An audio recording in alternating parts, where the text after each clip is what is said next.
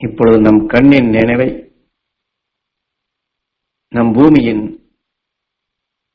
துருவ பகுதியை, அதாவது வடக்கிலே விண்ணிலே நினைவை செலுத்தி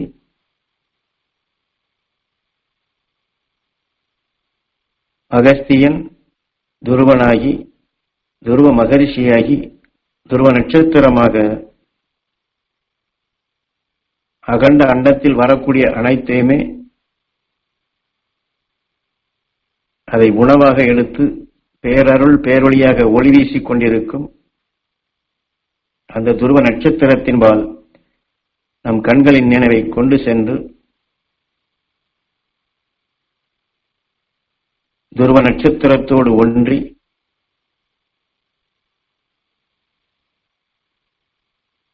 துருவ நட்சத்திரத்தின் பேரருளும் பேரொளியும் நாங்கள் அனைவரும் பெற அருள்வாய் ஈஸ்வரா.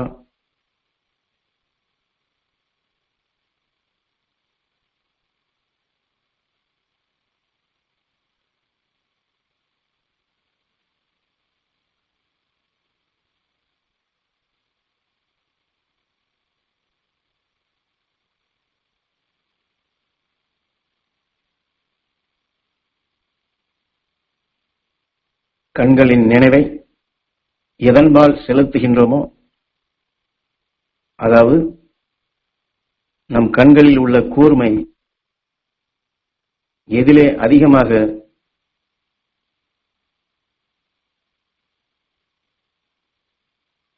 அந்த உணர்வுகள்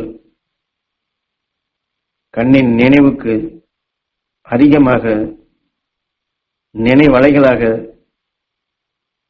அது வருகின்றதோ, அதைத்தான் கீதையிலே கண்கள், அதாவது கண்ணன் சொல்வதாக, நீ எதை எண்ணுகின்றாயோ அதுவாகின்றாய்.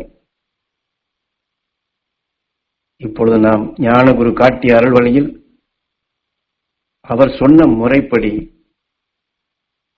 அவர் சொன்னதை, அதைத்தான் கண்களின் நினைவை துருவ நட்சத்திரத்தின்பால் கொண்டு செல்லுங்கள் என்று அவர் சொன்னதை நாம் கடைபிடித்து நம் கண்ணின் நினைவை துருவ நட்சத்திரத்தின்பால் கொண்டு சென்றால்,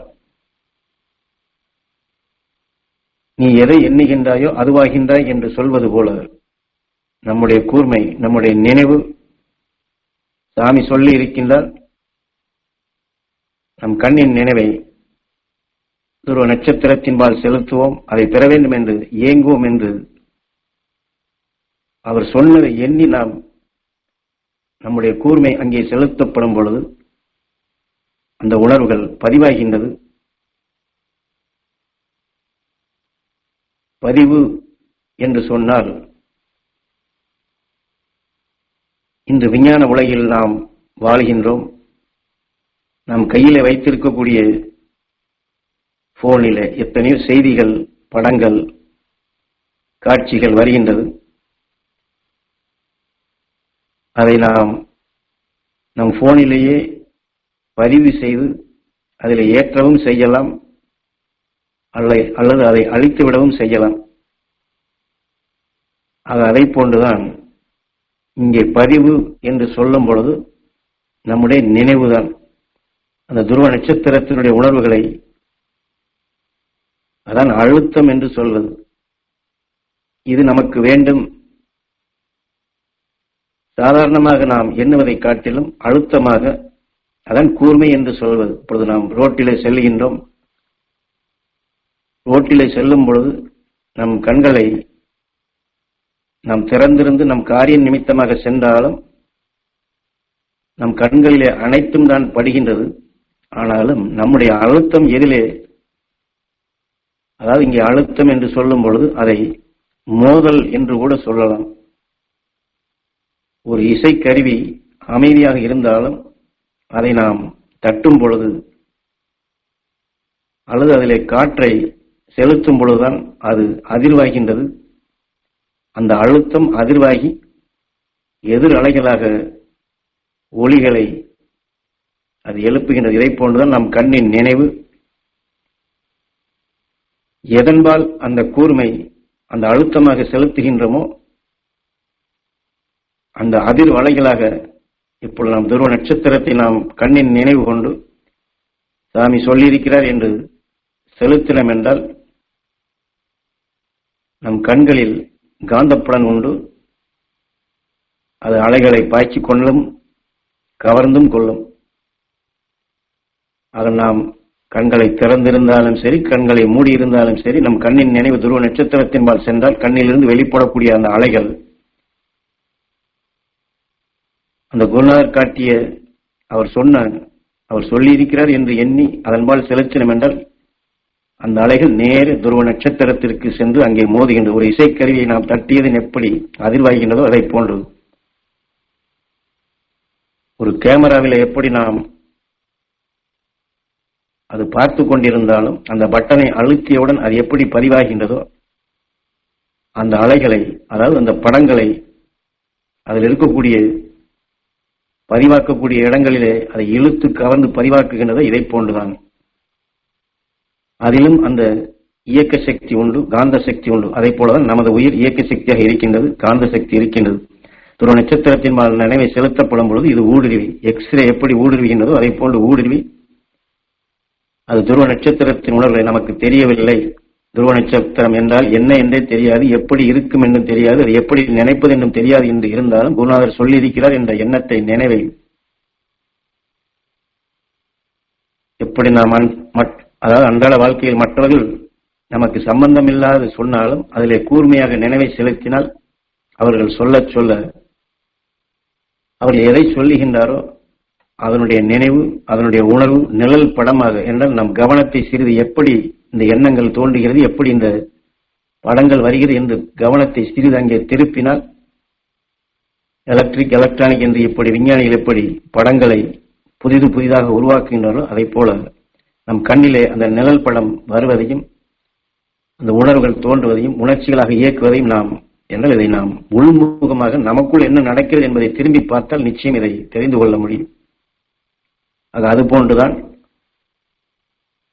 நமக்கு முன்பின் தெரியாத நிலைகள் மற்றவர்கள் சொல்லும் பொழுது எப்படி அந்த உணர்வுகள் உணர்ச்சிகள் தோன்றுகிறது, இதை போன்றுதான் நாம் துருவ நட்சத்திரத்தை பற்றி தெரியவில்லை, அறியவில்லை, எதுவுமே தெரியாது என்றாலும் ஞானகுரு அவர் தமக்குள் பெற்ற அந்த சக்தி வாய்ந்த உணர்வுகள்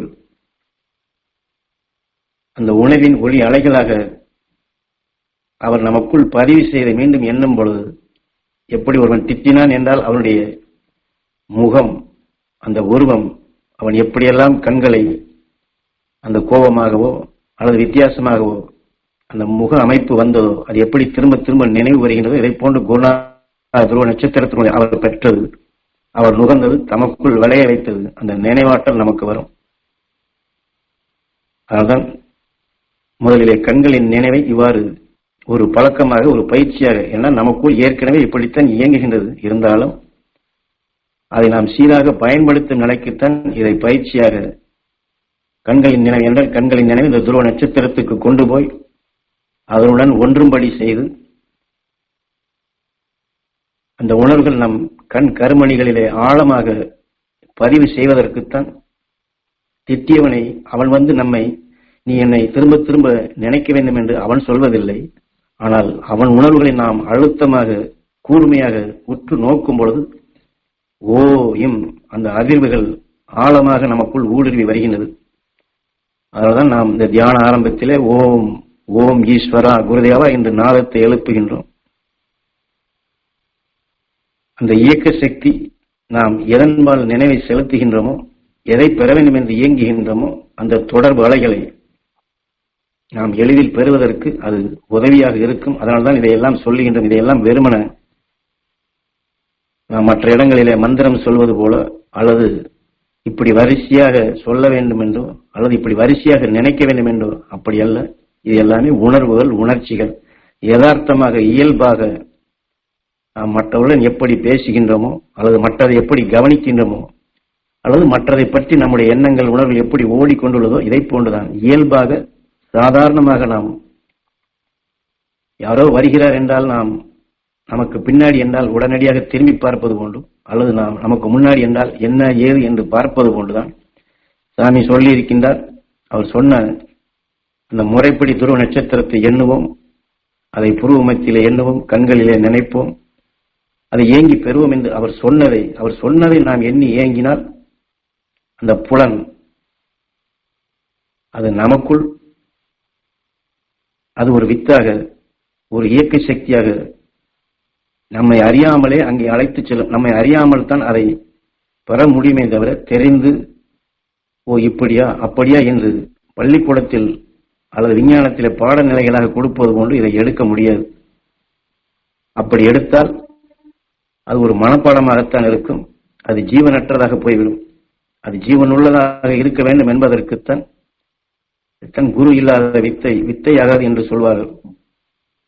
ஒரு பேட்டரியிலே அதற்குள் இருக்கக்கூடிய அந்த ஆற்றல் இருக்கும் வரைதான் அது வேலை செய்யும். அதற்குள் இருக்கக்கூடிய அந்த சக்தி, அந்த சார்ஜ் இறங்கிவிட்டால் அது வேலை செய்யாது. மீண்டும் அதை சார்ஜ் செய்தே ஆக வேண்டும். சார்ஜ் செய்யவில்லை என்றால் அது வேலை செய்யாது. அதை போன்றுதான் ஞானகுரு அவர்கள்தான் இந்த உயர்ந்த வித்தை நமக்கு ஞான வித்தாக பதிவு செய்துள்ளார்கள். அந்த வித்தை நாம் வளர்க்க வேண்டும் என்றால் மீண்டும் மீண்டும் அந்த சக்தியை நாம் ஏற்றி கொடுத்தால்தான் அது எப்பொழுதுமே ஜீவனுள்ளதாக இயங்கிக் கொண்டிருக்கும். அதனால்தான் இந்த தியானமே உணர்வுடன் கூடிய தியானம். உணர்விலே தான் நாம் இருக்க வேண்டுமே தவிர வெறும் வாயிலே சொல்வது போன்றோ அல்லது வெறுமன நினைப்பது போன்றோ இல்லாம அழுத்தமாக. ஆனால் அழுத்தமாக என்று சொல்லும் பொழுது உணர்ச்சி வசப்பட்டு அல்ல, அந்த உணர்வாக நமக்கு எப்படி தாகமாக இருக்கின்றது, பசியாக இருக்கின்றது, அல்லது வெயிலாக இருக்கின்றது, அல்லது குளிராக இருக்கிறது என்பதை நாம் சொல்லாக சொல்வதில்லை. அந்த உணர்வு தான் இயக்கப்பட்டு சொல்லாக வருகின்றதாக. இந்த உணர்வுகள் நம்மை இயக்கி அதுதான் சொல்லாக மூச்சாக வர வேண்டும். ஆகவே ஞான குருவோடு இணைந்தே நாம் இந்த தியானத்தை மேற்கொள்வோம். அப்பொழுதுதான் இந்த உணர்வுகள் நமக்குள் ஆழமாக பதிவான அந்த வித்து சீராக நமக்குள் வளரவும் செய்யும், நம்மை இயக்கவும் செய்யும். குருநாதர் சொல்வது போன்று உங்களை நீங்கள் நம்புங்கள், உங்களால் முடியும், நிச்சயம் உங்களால் முடியும், அது சாமி செய்து தருவார், சாமிதான் கொடுப்பார் என்று எண்ணிக்கொண்டிருப்பதற்கு பதில் சாமி சொன்னதை நான் செய்வேன், சாமி சொன்ன வழியை நான் கடைபிடிப்பேன், சாமி சொன்ன வழிப்படி துருவ நட்சத்திரத்தின் பேரருள் பேரொளி பெறுவேன் என்று இந்த எண்ணத்திற்கு வந்துவிட்டால் உங்களுக்குள் நினைத்த மாத்திரத்தில், நினைத்த உடனே, அடுத்த கணமே அந்த உயர்ந்த சக்தியை உங்களுக்கு முன் பரவி இருப்பதை நீங்கள் பெற முடியும். உங்களால் நிச்சயம் அதை உணர முடியும் என்று நினைத்தவுடன் உங்களுக்கு சக்தி கொடுக்கிறேன் என்று அவர் வாக்கை கொடுப்பதை நாம் நினைத்தவுடன் எடுக்கும் பழக்கத்தை இந்த பயிற்சியை கொண்டு வர வேண்டும் என்பதற்குத்தான் அதை சொல்லுகின்றார். நான் கொடுக்கின்றேன், ஆனால் நீங்கள் அதை எடுக்க வேண்டும். அது மிகவும் முக்கியமானது. நான் கொடுப்பதை காட்டிலும் நீங்கள் எண்ணி எடுக்க வேண்டியது மிகவும் முக்கியமானது என்று குறிப்பிடுகின்றார். ஆகவே நாம் அந்த எண்ணி எடுக்கக்கூடிய அந்த பழக்கம் தான் கண்ணின் நினைவை துருவ நட்சத்திரத்தின்பால் செலுத்தி அந்த சக்தி பெற வேண்டும் என்று அவர் சொன்ன உணர்வை நாம் அழுத்தமாக எண்ண வேண்டும். இங்கே அழுத்தம் என்று சொல்வது நினைவை அவர்பால் செலுத்துகின்றோம், துருவ நட்சத்திரத்தின்பால் செலுத்துகின்றோம். அதற்குத்தான் இங்கே அழுத்தம் என்று சொல்வது. அப்படி அந்த அழுத்தம் இல்லாதபடி பள்ளிக்கூடத்திலே பிள்ளைகள் ஆசிரியர் சொல்வதை, அவர் சொன்னதை திரும்பி சொல்வது போன்று சொன்னோம் என்றால் அதில் ஜீவன் இருக்காது. ஆனால் அவர் சொன்ன உணர்வை நாம் கொண்டு வர வேண்டும். இதுதான் மற்ற தியானங்களுக்கும் இந்த தியானத்திற்கும் உண்டான வித்தியாசம். இது வெறும் சப்தத்தை எழுப்புவதல்ல, அல்லது அதை நினைத்துக் கொண்டிருப்பதல்ல. அந்த சப்தத்திற்கு உண்டான உணர்வை, அந்த ஆற்றலை, அந்த சக்தியை தான் எலக்ட்ரானிக் என்று சொல்வது. எலக்ட்ரானிக் என்றால் உணர்ச்சி என்று பொருள். நாம் அமைதியாக இருக்கப்படும் பொழுது திடீரென்று யாராவது ஒரு சப்தத்தை அதீதமாக எழுப்பினால் உடனே அந்த உணர்ச்சி நம்மை இயக்கி அதே உணர்வுக்கு நம்மை திரும்பச் செய்கின்றது. அதுபோன்றுதான் இப்பொழுது கண்ணின் நினைவை புருவ மத்திக்கு கொண்டு வந்து புருவ மத்தி வழியாக நினைவை நம் பூமியினுடைய துருவத்தின் வழியாக துருவ நட்சத்திரத்தின்பால் செலுத்தி துருவ நட்சத்திரத்தின் பேரருளும் பேரொழியும் நாங்கள் அனைவரும் பெற அருள்வாய் ஈஸ்வரா.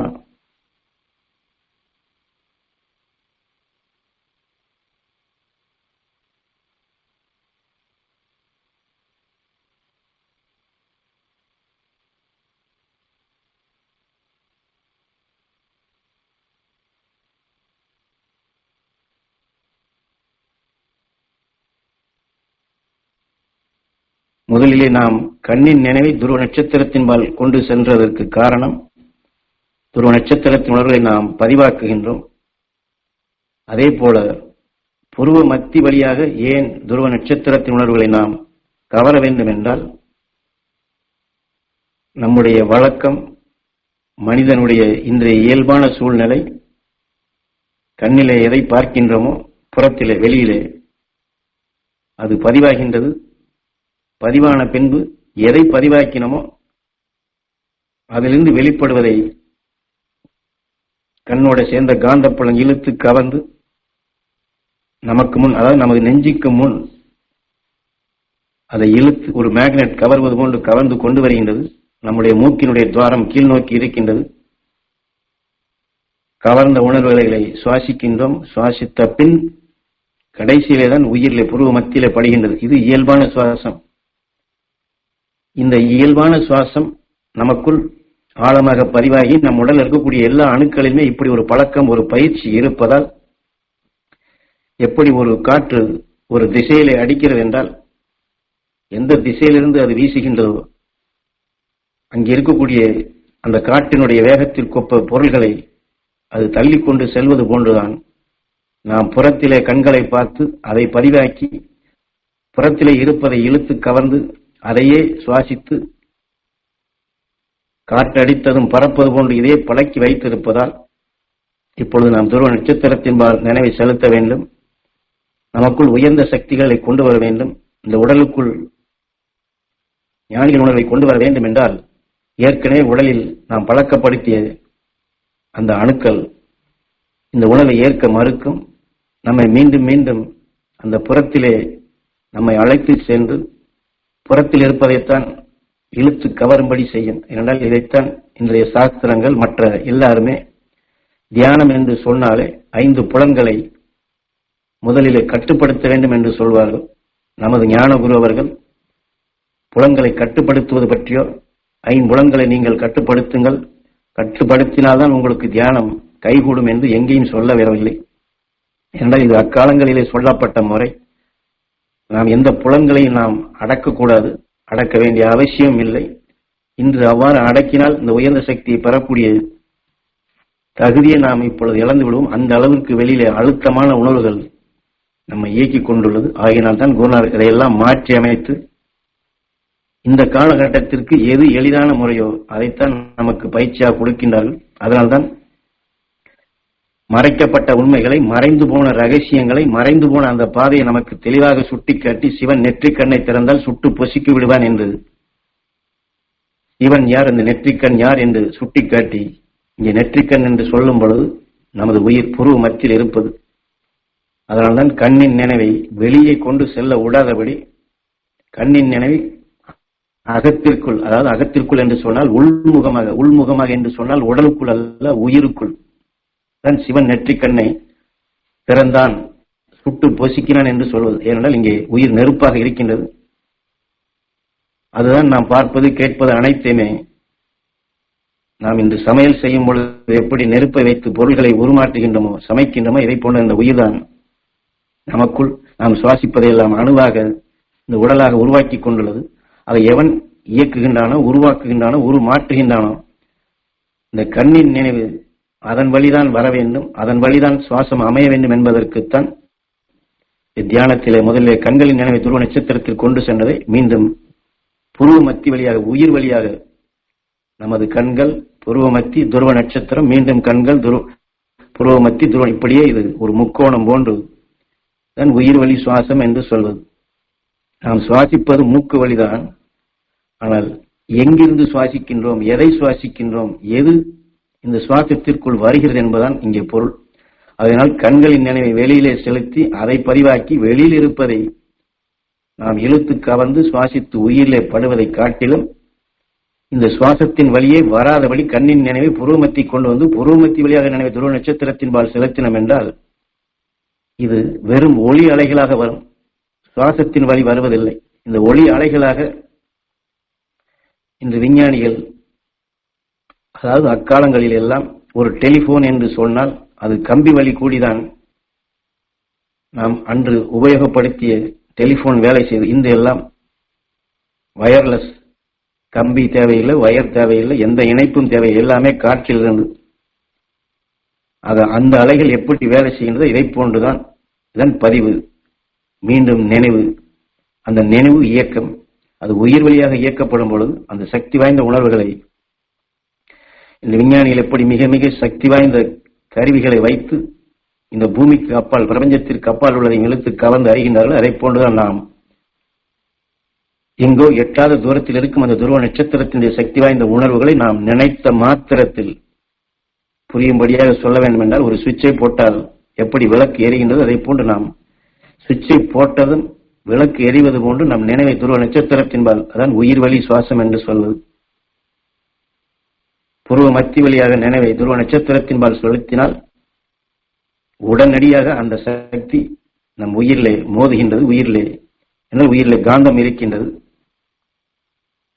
அந்த காந்தம் உடனடியாக அதை இழுத்து கவர்ந்து நம் ஈர்ப்பிற்கு கொண்டு வரும். உயிர் வழியாக இது, அதாவது கண்களை புறத்திலே பார்த்து பதிவாக்கி அதிலிருந்து வருவதை நமக்கு முன், நெஞ்சுக்கு முன் கொண்டு வந்து குவித்து மூக்கு வழியாக சுவாசித்து உயிரிலே படுவதும் வழக்கமான இந்த பாதையை விட்டு கண்ணின் நினைவை புருவமத்தி கொண்டு வந்து புருவமத்தி வழியாக துருவ நட்சத்திரத்தை எண்ணப்படும் பொழுது இது நேர உச்சி வழியாக நமக்கு மேலிருந்து நேரடியாக உயிர் வழியாக நமக்குள் இணைந்து